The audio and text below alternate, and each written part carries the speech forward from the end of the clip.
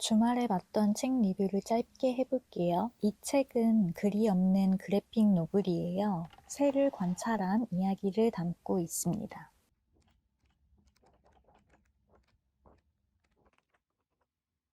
도심의 방에서 은둔하던 한 청년이 우연히 탐조에 빠지면서 공원과 숲으로 나가게 되어 세밀한 수채화가 아름다운 책입니다.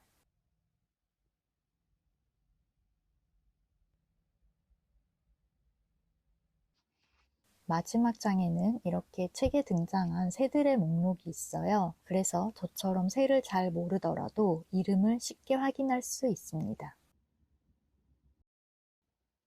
새를 사랑하는 분들에게도 반가울 멋진 책이지만 주말에 따뜻한 음료 마시면서 힐링하기에도 좋은 책이었습니다.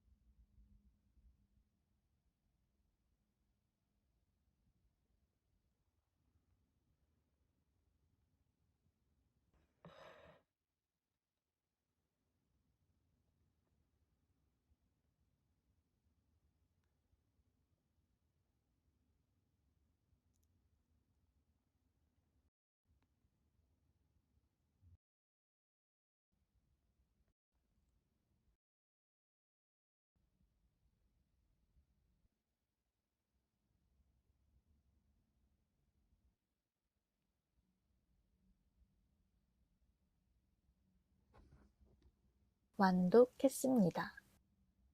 저는 아주 재미있게 읽었어요. 책은 그렇게 얇진 않고 사유할 만한 문장도 꽤 있어요. 전혜린 선생님이 이 책을 영향을 받았을 것 같더라고요. 번역을 하다 보니까 문체도 그렇겠지만 이 소설에 등장하는 니나라는 캐릭터와 겹쳐 보이기도 합니다. 이게 초판이 67년이더라고요. 시대를 생각해보면 니나는 굉장히 매력적이고 파격적인 캐릭터였을 것 같아요.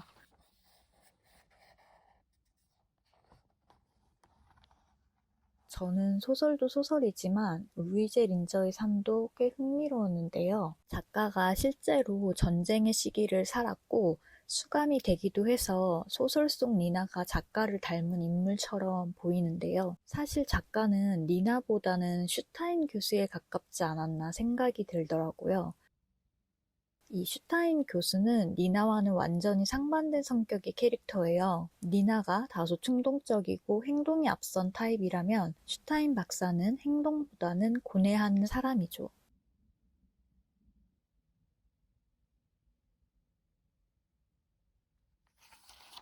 초반부에 니나에게 빠진 슈타인 박사의 모습이 다소 징그럽게 느껴지기도 하는데요. 외골수로 오랜 시간 동안 니나를 갈망하고 얽매여 사는 모습에 좀 안타까운 마음이 들기도 하더라고요. 니나를 향한 마음과 일화들을 전부 기록하는 기록 광적인 면모 덕분에 편지를 통해서 과거를 들여다보는 소설의 구성이 꽤 재미있는 요소였습니다.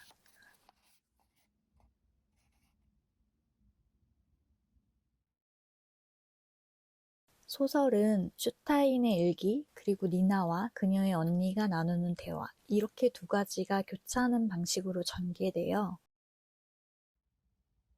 저는 밑줄을 엄청 그으며 읽었습니다. 개인적으로 니나에게 이입하기는 쉬웠는데 저 역시 행동에 앞선 철부지처럼 살았기 때문이에요.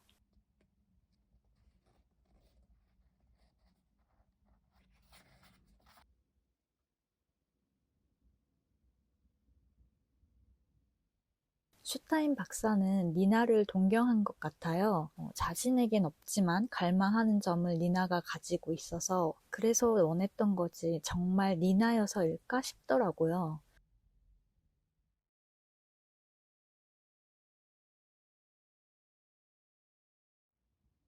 그리고 작가인 루이제 린저 역시 그렇게 니나가 되고 싶었던 것 같아요. 마치 니나를 자신을 투영한 캐릭터처럼 표현했지만 나치 저항 이력이나 삶을 과장했던 사실이 사후에 밝혀졌어요. 이 부분이 저는 또 무척 흥미로웠답니다. 현실은 슈타인처럼 니나가 되고 싶었던 작가였던 거죠.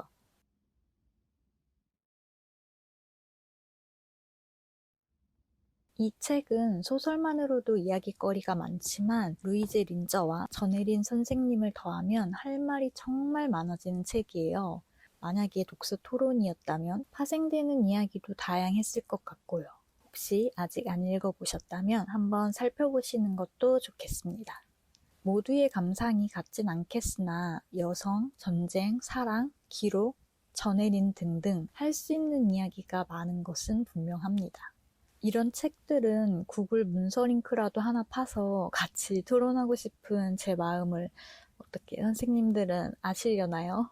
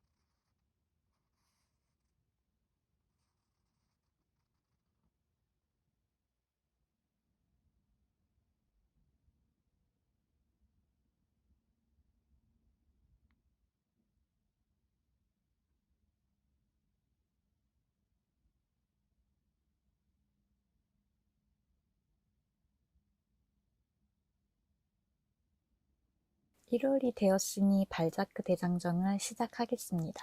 로드맵이랑 읽을 순서를 정했고 양이 좀 방대해요. 두툼한 책이 많아서 시작은 가볍게 에세이로 해보려고요. 이 책은 책장 파먹기 책이라고 해야 될 것 같은데요. 사실 발자크 깨기를 갑자기 생각한 건 아니라서 평소에도 야금야금 사둔 책이 좀 있어요. 그런데 막상 읽은 건 몇 권 안 돼서 이참에 부지런히 읽어보려고요. 제가 가진 하이라이터는 형광 색깔이 없어서 이렇게 색을 맞췄습니다.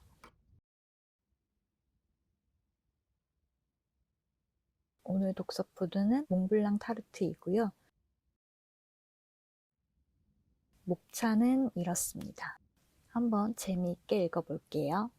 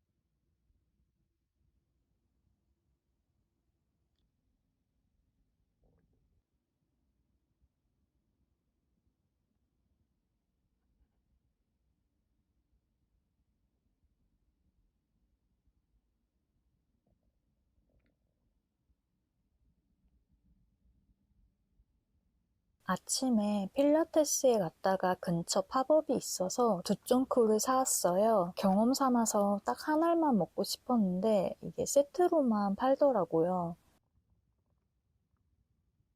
저는 사실 초코도 마시멜로도 별로 좋아하지 않는데 카다이프와 피스타치오를 사랑하거든요. 만약에 속에 다른 고명이 들었다면 아예 관심도 없었을 것 같아요. 다른 것도 먹어본 동생 말로는 제가 산 게 덜 단 편이라고 하더라고요. 이 작은 거 하나에 400칼로리 정도 된다던데 선생님들 이거 하나 먹으면 9kg는 뛰어야 합니다. 그래도 요 바짝바짝한 식감이 취향에 잘 맞았어요. 안에 들은 것만 다시 먹고 싶네요.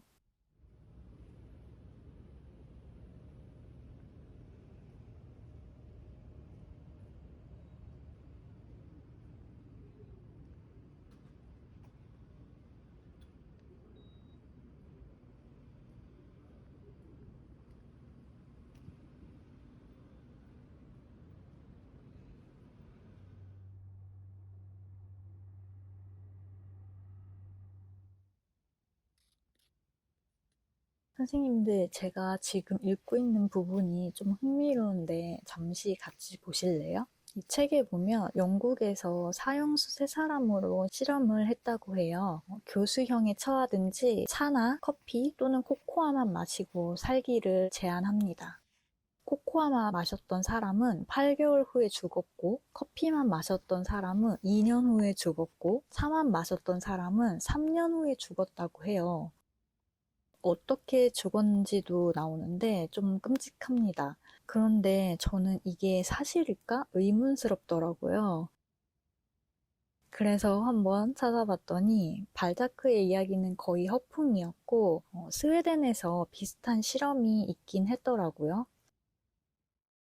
구스타브 3세의 커피 실험이라고 하는데 일란성 쌍둥이 사형수를 대상으로 실험을 해요. 매일 세 주전자의 커피를 마시거나 같은 양의 차를 마시게 했대요. 그런데 웃긴 게 제수들은 83세까지 살거든요. 실험을 시킨 왕이 가장 먼저 죽었고 감독하던 의사들도 사형수들보다 먼저 죽어요. 아니 이게 무슨 아주 희극이 따로 없습니다.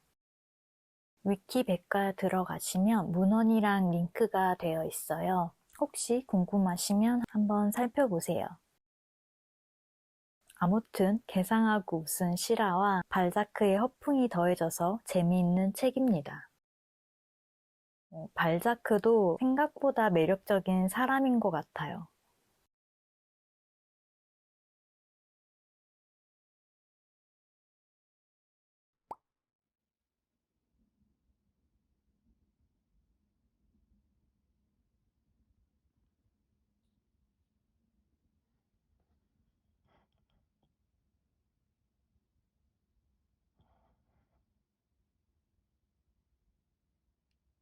벨기에 에세이 리뷰를 간단하게 해볼게요. 이 책은 브론테 세자매의 일기와 편지를 모은 책이에요. 그림도 있고 실제 편지가 실려있기도 합니다. 일기와 편지 모음인데다가 얇은 책이라서 부담없이 펼치기 좋고 아기자기한 맛도 있어요. 소설이 아닌 브론테 자매들의 실제 생활은 어땠는지 엿볼 수 있습니다. 목차는 이런 식으로 일기와 편지가 조금씩 실려 있어요. 사실 영어 판본은 일기와 편지의 양이 방대해서 각각 별개의 책으로 꽤 두껍게 엮여 있는데요. 이 책을 읽고 나면 양이 좀 아쉬워서 영어 판본으로 보고 싶어집니다. 특히 에세이는 예일대 출판부에서 만들었고 공부하듯이 읽는 책에 가깝다고 해요. 프랑스어 작문 과제였기 때문에 스승인 에제가 빨간 펜으로 첨삭한 내용도 같이 실려 있다고 합니다.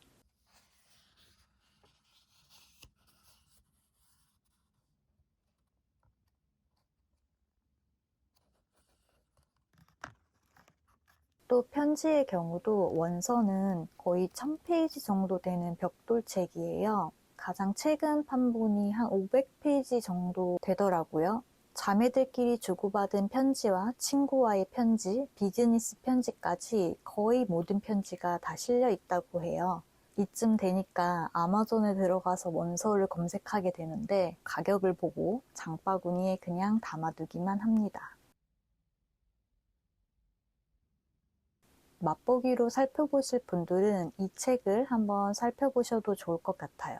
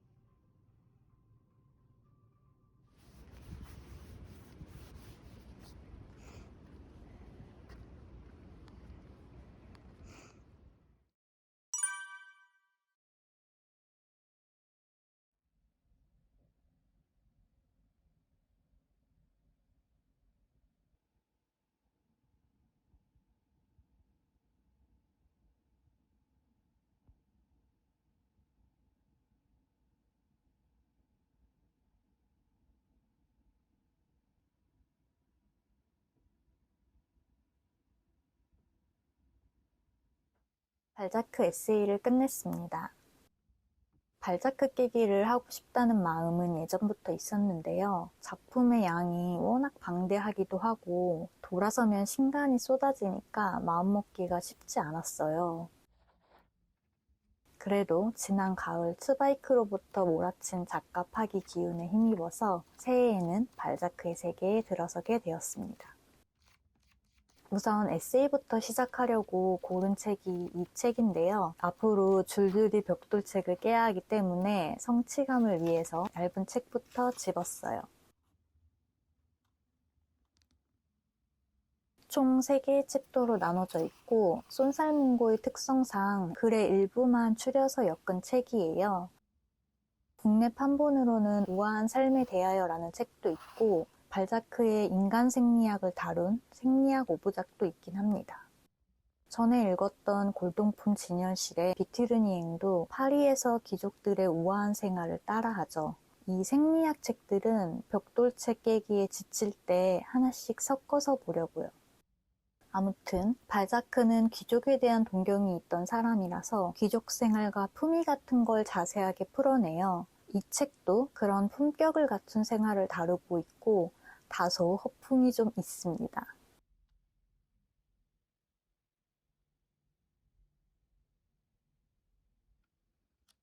철학이나 과학적인 이야기도 나오긴 하는데 어려워서 못 읽겠다는 정도까지는 아니고요. 책에 전반적으로 주석이 굉장히 많습니다. 그런데 이게 거의 인물에 대한 설명일 때가 많아서 사실 그냥 지나치시는 것도 책을 만독하는 하나의 방법입니다. 이 발자크 아저씨가 좀 재밌는 사람 같아요. 말의 진리나 사실 여부를 떠나서 글이 굉장히 재미있어요. 대상을 어떤 시선으로 바라보는지가 읽히니까 발자크라는 사람과 한층 가까워지는 기분이었고요. 누군가는 대수롭지 않게 여길 소재들에 대해서 이렇게 열심히 고찰하는 점도 흥미로웠습니다. 저는 발걸음의 이론이 조금 어려웠는데 궤변을 늘어놓기 때문입니다. 나는 걷는 것만 봐도 그 사람을 알 수 있다고 주장해요. 요약하자면 발자크가 지나가는 사람들의 발걸음을 흉보는 내용입니다. 편견과 고집으로 점철된 헛소리를 진지하게 하는 게 웃기기도 해요. 선생님들, 이 아저씨 좀 재밌는 사람 같죠?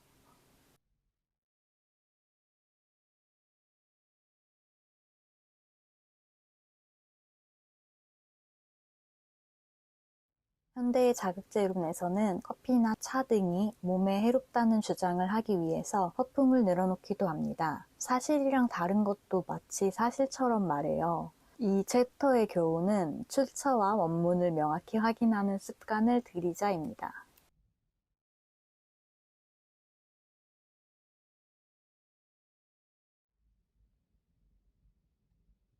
이 대목이 정말 재미있었어요. 저는 이렇게 발자크의 말재간에 점점 도취되어 갑니다. 즐거운 독서였습니다. 발자크의 소설도 좋지만 다른 생리학 저서들도 빨리 읽고 싶어졌어요. 새해에는 무언가를 결심하고 시작하기 좋은 때니까 선생님들도 어떻게 발자크 한 숟가락 어떠세요? 선생님들 벌써 2월도 코앞입니다. 12월까지는 그럭저럭 겨울을 즐길 정도의 날씨였는데 1월이 되고 나서 많이 추워졌어요. 다들 감기 조심하시고 건강 잘 챙기시기를 바라요. 최근에 제가 좋아하는 작가들의 책이 많이 출간되어서 요즘 아주 재미있게 읽고 있습니다. 물론 발자크의 벽돌책도 계속 들여다보고 있고요. 이번에 브리저튼도 새 시즌이 나왔더라고요. 저는 주말에 보려고 참는 중입니다. 일기는 한 3번 정도 까먹고 다음날 아침에 쓰긴 했는데요. 아직 연달아 밀린 적 없이 꾸준히 이어갔으니까 스스로를 칭찬해 봅니다. 봄에 10km 마라톤을 접수했고 가을에는 하프에 한번 도전해보려고요. 이번 주말은 좀 따뜻할 거라고 해서 거리를 늘려서 뛰어볼 예정입니다. 운동은 성취감이 바로바로 느껴지고 도파민도 넘쳐서 잘 하진 못해도 좋아하는 취미예요. 독서는 지금부터 매일 평생을 읽어도 이미 출간되었고 앞으로 출간될 책들을 다 못 볼 거라서 다독에 대한 욕심은 버렸고요. 좋아하는 책을 즐기는 데 집중하고 있습니다. 분명 읽는 권수는 줄었는데 시간은 늘 모자라는 게 의문이에요. 아무래도 시간 도둑이 있는 모양입니다. 선생님들도 시간 도둑 맞지 않게 조심하세요. 혹시 1월에 계획한 걸 별로 이루지 못했더라도 우리에겐 또 2월이 있으니까요. 함께 설레며 다가올 날들을 기다립시다. 끼니와 잠 충분히 챙기시고요. 다른 영상에서 또 만나요.